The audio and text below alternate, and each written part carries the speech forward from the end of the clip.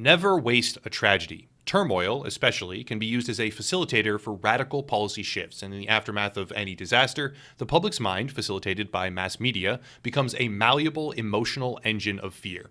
In the days following 9/11, the Patriot Act was passed, which radically expanded the ability of law enforcement to surveil American citizens. These powers were housed under the umbrella shield of protecting the country from terrorism, which is a noble goal, admittedly, but the indisputable powers given to ignore previously existing rights were undeniable.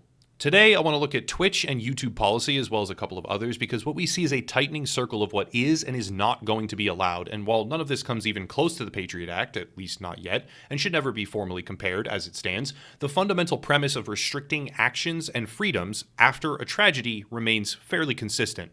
I'd like to start by going back in time, not far, but far enough where recent events were no longer applicable. These words may seem like totally insignificant insults and entirely without consequence, but it's important to establish a foundation of what is happening, even when that example used might seem fairly innocuous. Twitch is still a fledgling platform. It has experienced growing pains and controversy, etc., as well as exceptional growth, but it is still, as of yet, young and small. Twitch was forged in the crucible of online community building early in the process when the internet was relatively young itself. The internet is still relatively young, to be honest, but I'm talking about the actual infantile stages. Think of Halo 3 multiplayer, or Call of Duty Modern Warfare in relation to gaming. It wasn't that long ago, but the atmosphere was worlds apart in terms of normal day-to-day culture. It was a drastically different construct. Since Twitch was created from the ground up as a gaming platform initially, certain gaming culture elements began to be used. Emotes, jokes, trolling, etc. As the platform evolved, however, it became clear that Twitch, seemingly more so after the acquisition by Amazon, was less interested in this primary foundation of cultural activity and more so interested in expansion to new demographics. One demographic seemed particularly interesting to them, but I'll keep my speculations to myself right now. This led to an atmosphere of division, as what used to be the primary audience felt that they were being pushed out, and a new wave of creators was being catered to. Whether or not you agree with this doesn't actually matter because more recently Twitch decided to implement new restrictions on specific words. Those words are incel, simp, and virgin. This is not breaking news. It may seem like, wow, who cares? That's hilarious, but whatever. And many people saw the news on this hit critical mass a number of weeks ago, but it's important for a few different reasons.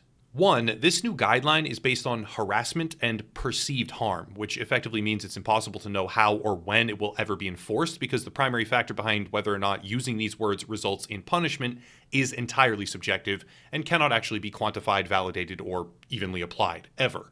Two, the new rules caused a spike in usage for the word simp, that's very important, by almost 100%. And three, the terms marked a deliberate action by the platform which muddies the water between what you can and cannot say. Because one time when you make a joke and say, wow, what a simp, and no one cares, and the next time you do it, someone runs off to report your harassment to Trust and Safety, well, it undermines the consistency of the platform to say the very least, as if it was not undermined completely before all this anyways. Again, this is a small-scale example of control being used for the sake of control. They might have noble goals, who knows, but taking three high-usage words from their platform that have deeply rooted communal context, even if that context is sometimes seen as pejorative to certain broadcasters, the ones they so obviously cater to these days, it does nothing but increase the level of distrust between users and their platform. What will I do today that gets me banned? Make some jokes, as I always have, but this time I get suspended? Who knows, because the moderation is not clearly stated. The language is constantly in flux, and tomorrow it could be an entirely new set of parameters for what I can and cannot say because the expansion of language control is not a two-way street. It only ever becomes more restrictive once you start down that path. But that's just the start because these platform restrictions, as was always going to be the case, only ever expand. The next instance revolves around a new policy in which Twitch has now made it a forbidden action to accuse streamers of sexual-related favors as a result of their relationship with staff members. This, again, might seem like a noble goal on its face, but as soon as one remembers a shred of historical context, it changes completely. During mid-2020, a wave of sexual misconduct allegations swept across Twitch and the wider gaming space at large. Some true, some false. There were dozens of claims about misconduct and inappropriate behavior. But one of the claims that did result in further action, because not all of them did, was levied against a well-known Twitch staff member, a high-profile Twitch staff member, named Hassan Bokhari. Hassan, long chided for his reputation of being flirtatious with attractive female streamers, there were a lot of different memes as a result of this, was accused of actual misconduct and later fired from the platform and banned completely because he had acted inappropriately. It became very well known that he did give these women preferential treatment. He did send them merchandise or advance their streaming career through favors that were likely motivated from a position of sexual desire. And these actions were so verifiably inappropriate, he lost his job and his channel over it. But Twitch has decided you cannot level accusations of this behavior anymore, despite their own staff having been confirmed as participating in it. Effectively, sexual favor allegations become rampant on the platform. One of the most well-known examples that caused this to happen is exposed as likely guilty of that exact behavior. Twitch fires that person in confirmation and then bans everyone from making those accusations again. See the problem here? Now, to be completely clear, they have not banned someone from coming forward and saying, this happened to me, this is a favor or inappropriate conduct or something like that that happened to them personally. That has not been banned. I realized post-script that is kind of the insinuation I was making inadvertently.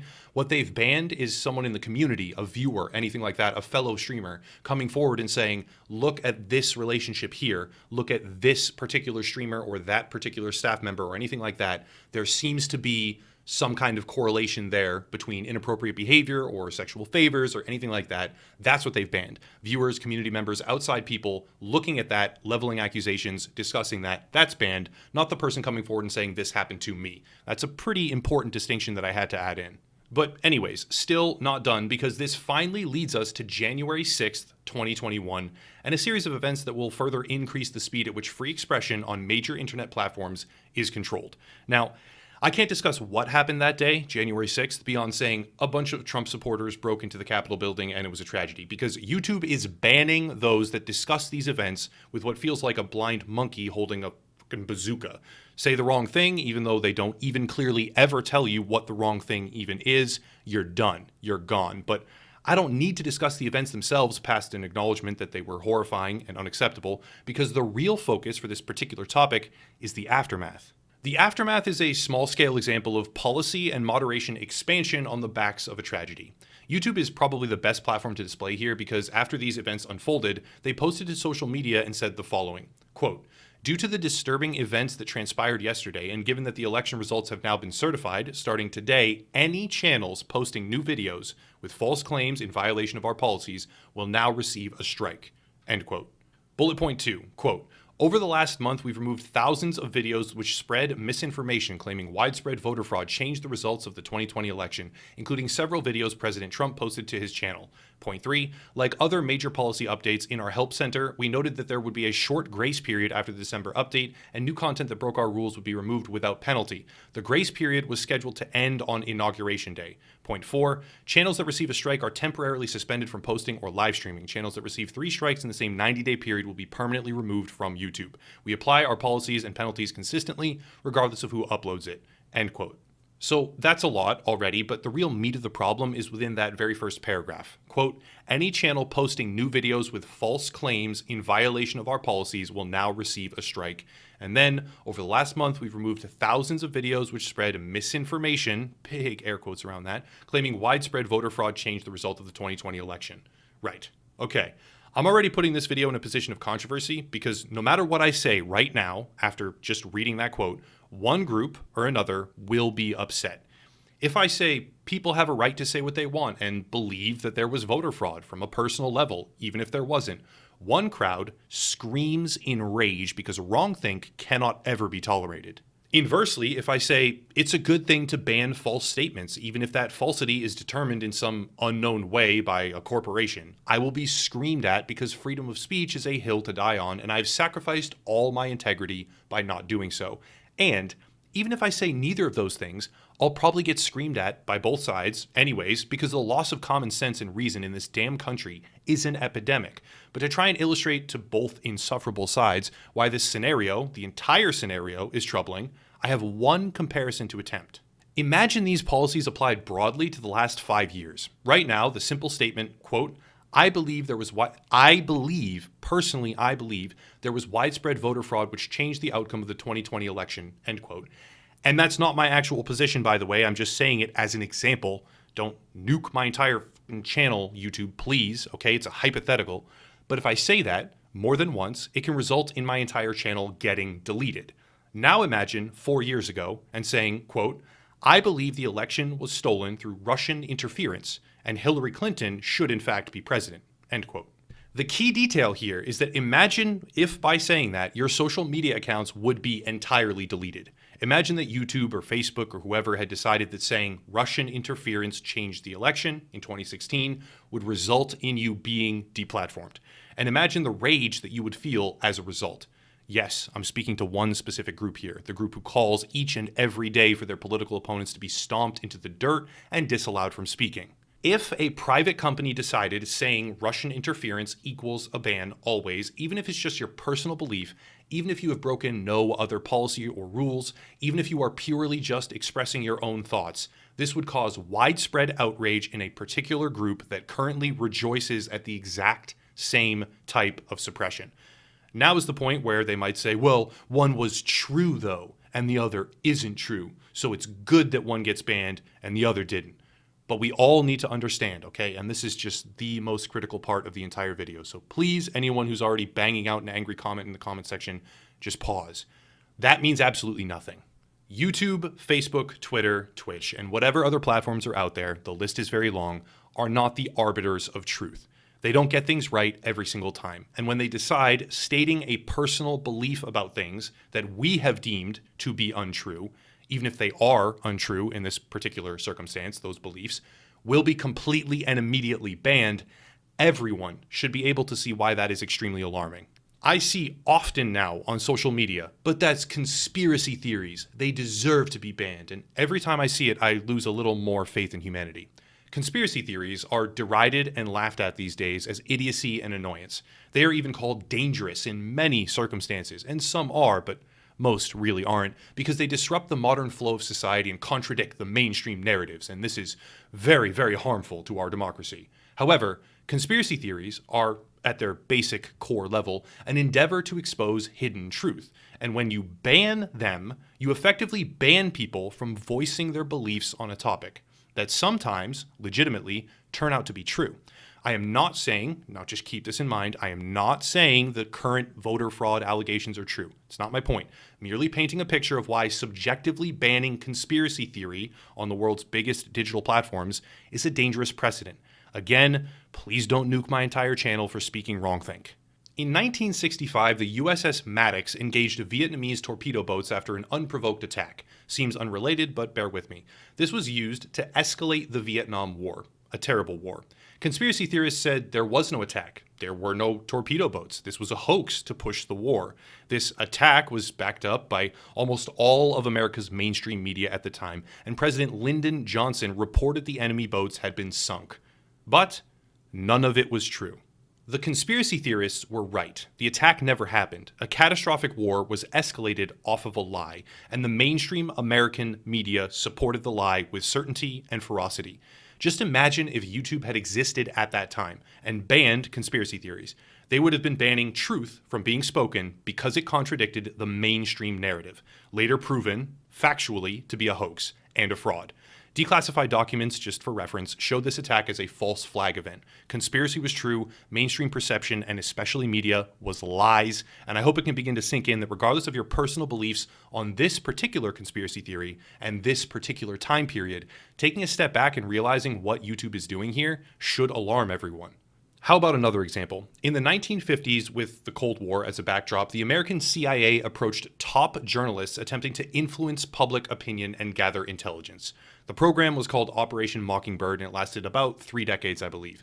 Conspiracy theorists outlined their thoughts on this program and were laughed at, broadly speaking. The public opinion was that this did not occur, this was not occurring, and could not ever occur, but a Congressional Select Committee report in the years since revealed the conspiracies were all true, and those that spoke WrongThink against the public perception were entirely correct.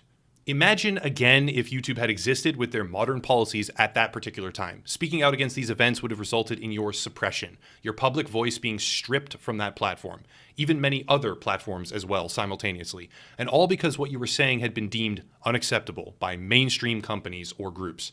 that decided, for some reason, its decision to protect the truth was more important than your ability to speak personal belief.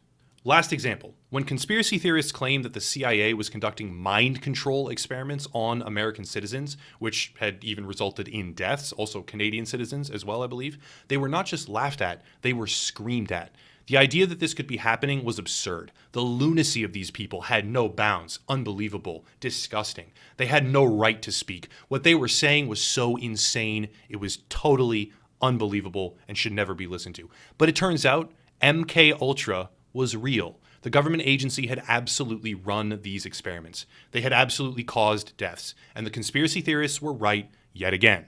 Imagine if this YouTube policy had existed and been the norm in that world, and these companies that control our peer-to-peer discourse each and every day more than any cable news program ever could and ever has, determined that these conspiracies were harmful and should be totally annihilated. Imagine the ramifications of this idea that what we believe now in the mainstream, here and now in this particular snapshot of a moment, is the only valid truth and all else is harmful. Imagine if that gets pushed further, which it is, almost every single day. And tell me with sincerity, honestly, in the comment section, that it's good to ban anyone from ever saying that they believe the election was rigged. It's a thin line to draw, tenuous at best, but remember Twitch. Banning the word simp led to a 100% increase in its usage. Banning anyone from even saying that they think the election was rigged because it's harmful misinformation and they have no right to voice their opinion, what do you think that will do? And this kind of control will only ever grow. It will only ever expand. And it will only ever get worse because for centuries, the pattern has been proven that once a system of control is established, it takes 10 times as long, if it is possible at all, oftentimes it isn't, to dismantle. We still live under the Patriot Act. We still exist in that framework even 20 years later because once a corporation or a government has taken that step forward, it's incredibly hard to ever push them back. Another example goes back to Twitch and a simple emote. PogChamp is a long-standing emotive expression on the platform, and in the aftermath of January 6th, its creator said the following on social media. Again, I don't even know if I'll get deplatformed for stuff like this, for just even quoting things like this, but here it is. Quote, "Will there be civil unrest for the woman who was executed inside the Capitol today, or will the MAGA martyr die in vain? The video will be aired soon on banned.video and the resistance.video, and it sounds pretty gruesome." End quote. This caused the emote, a long-standing expressive item on the platform, to be completely removed from Twitch. But the reality is that almost no one using the emote today, I mean, with exceptions, some people do know this, but almost no one does, relatively speaking, has any idea who this is. The PogChamp emote is so much more than just Gutek's face, but because he posted a tweet that was deemed WrongThink and characterized as calls for violence, now it's gone. To be clear, I can understand a desire for Amazon, the owner of Twitch, to distance themselves and not use his likeness on their homepage or at their conventions as posters, whatever it is, which is entirely understandable since it might project an atmosphere of official support/endorsement, which they absolutely don't have to do. But to strike down something so far beyond him because of a tweet, well, it's indicative of the drastic, far-reaching responses to tragedy that leave us with a twisted landscape of what can and cannot be posted because anything that contradicts the narrative or anything that is found to be offensive should not exist. This is no longer a slippery slope fallacy. We are in kind of free fall. Banning sexual favor allegations from other people, just to make that clear, when your own staff has verifiably participated in that behavior. Banning any statement about widespread voter fraud, because the actions of a few outweigh the rights of tens of millions to speak what they believe in, and shutting down what disagrees with the mainstream perspective when there is no end to the number of times the mainstream has been wrong. It happens an infinite number of times and will continue into the future in that way. And the conspiracy has been correct in so many instances because of one event. Never waste a tragedy. In the face of unrest, control can be and is expanded. What we see now is that expansion advancing again, and it's not finished yet. Lastly, a situation that developed during the production of this very video and thus caused a pretty lengthy delay. This was supposed to be out a while ago. We can see one more example of control being exerted over public discourse.